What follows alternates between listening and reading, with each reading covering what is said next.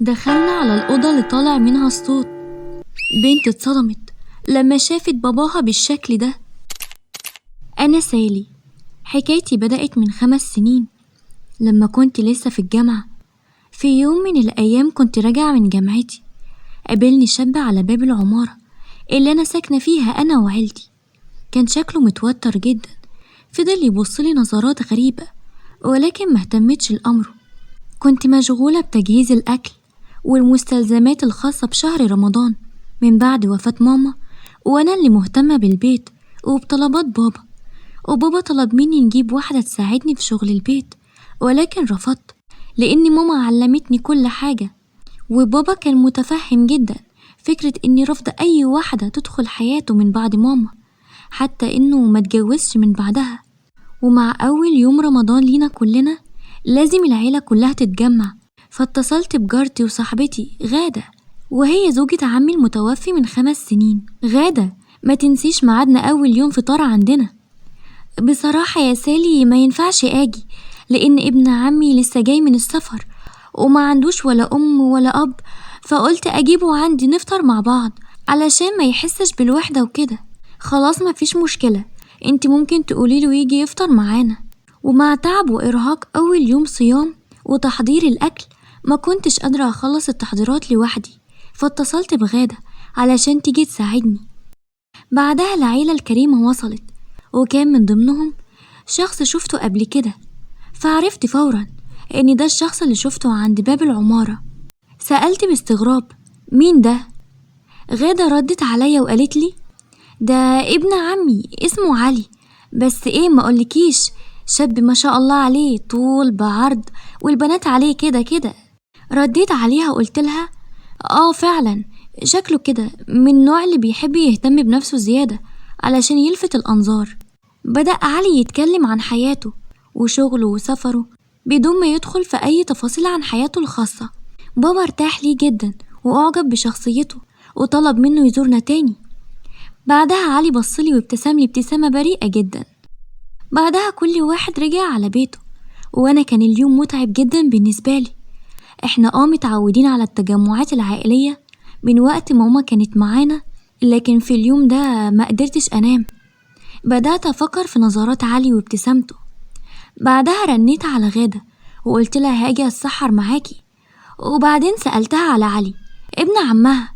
حكيت لي نفس الكلام اللي علي قاله عندنا وكأنه كوبي، لكن قالت حاجة غريبة جدا أول مرة أسمعها.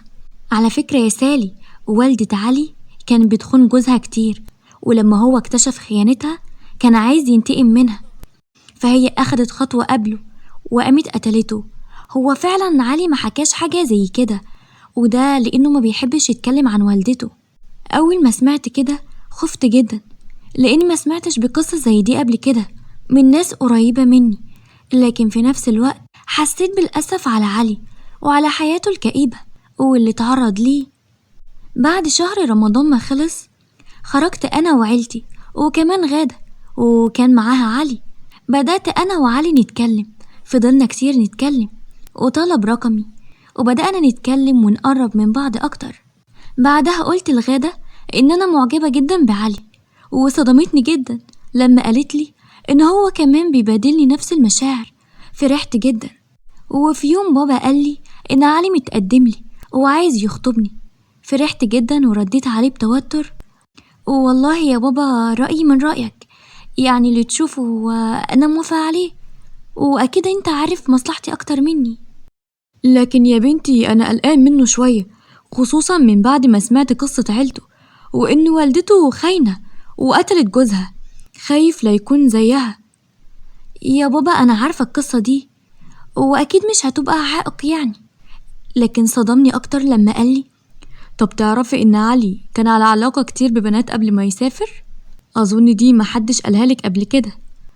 رديت عليه وقلت له يا بابا بالنسبة لظروف والدته هو ملوش ذنب، هو اتحط في الظروف دي كانت ظروف قاسية شوية. وبالنسبة للبنات أهو أنت قلت قبل ما يسافر، يعني دلوقتي مفيش أي حاجة. بابا اقتنع بكلامي ووافق على خطوبتي، وطلبت من علي يبعد عن كل البنات اللي كان يعرفهم قبلي، وفعلا حصل. وبشهادة غادة بنت عمه قالت لي إن علي بيحبني جدا ومش ممكن يبعد عني، وأنا بثق في كلامها. غادة قريبة مني جدا لأنها جارتي وحبيبتي وزي أختي. وفي يوم فرحي بابا طلب مني أفكر في الموضوع تاني، وإنه أكيد زي والدته، لكن قلت له إني مقتنعة بيه، وعلي بيحبني جدا، وأكيد ده خوف زيادة لإني بنته الوحيدة. بعد 2 من جوازي ربنا رزقني ببنت وسميتها غادة على اسم جارتي من كتر حب فيها. فرحت جدا غادة لما سميت بنتي على اسمها. يكفي إنها كانت السبب في جوازي من علي، وجواز عن حب. عدى على جوازي 5 سنين، ومن الوقت ده علي اتغير معايا جدا. بدأ يشك فيا وفي تصرفاتي وفي كلامي حتى مع صحابي ومع جيراني، وكان بيمنع خروجي من البيت، لكن كنت بخرج غصب عنه علشان شغلي اللي أخدته بعد معاناة. وكنت بشتكي لبابا من تصرفات علي، لكن دايما كان بابا بيلومني وإني لازم أتحمل نتيجة اختياراتي. كنت بتعامل مع علي معاملة حلوة جدا، وبعتبره كأنه زوج مثالي بالنسبة لي. وفي يوم من الأيام وقت ما كنت بظبط هدوم علي لقيت برفان بنت عليه، وده اللي زاد علاقتنا توتر أكتر. شكيت إنه بيخوني، ولكن فكرت لازم أستنى شوية لعندي ما أمسك عليه دليل قوي علشان ما يحاولش يبرر أفعاله زي عادته. وقررت لازم أكتم كل حاجة جوايا.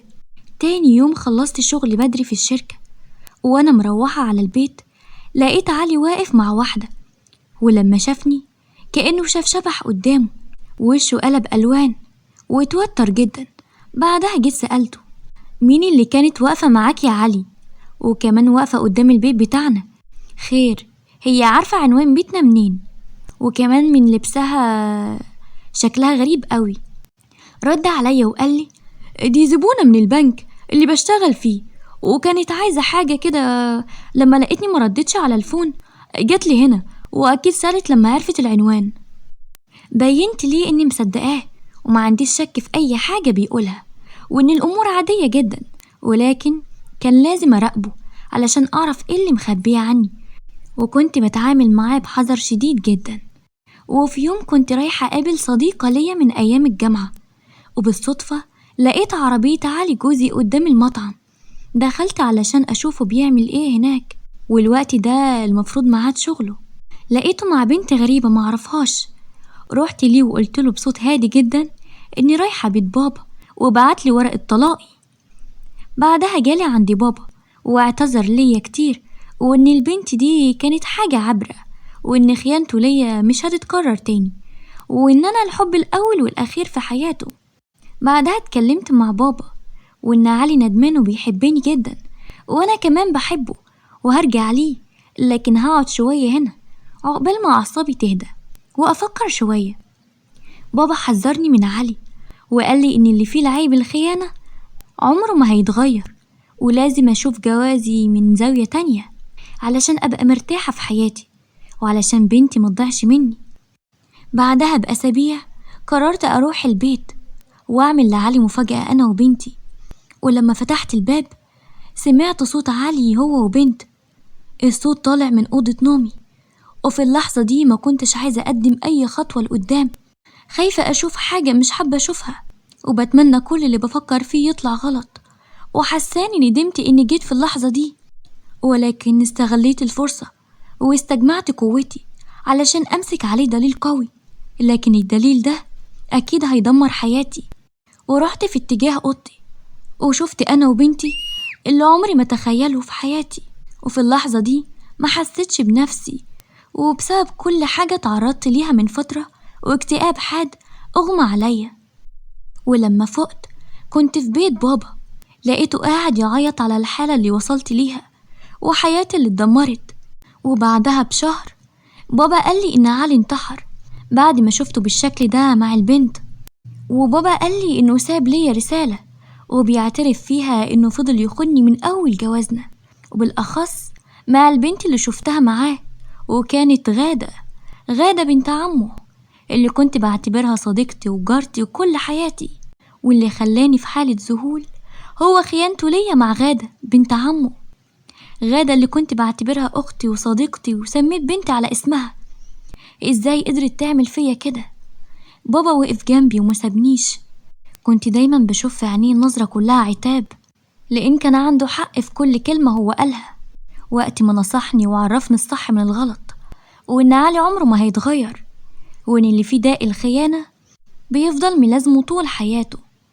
بعدها ربنا كرمني واتعافيت، وحسيتني بقيت قوية أكتر من الأول بسبب الغدر والخيانة اللي تعرضت ليهم من أعز 2 كانوا في حياتي، ولكن ما بقيتش أفكر فيهم ولا في أي حاجة تعرضت ليها، وبقيت أهتم بحياتي، وبقى أهم حاجة عندي هي بنتي، وبقى همي الوحيد هو إني أربي بنتي أحسن تربية. حتى لو الأب فاسد فالأم قادرة تصلح كل شيء.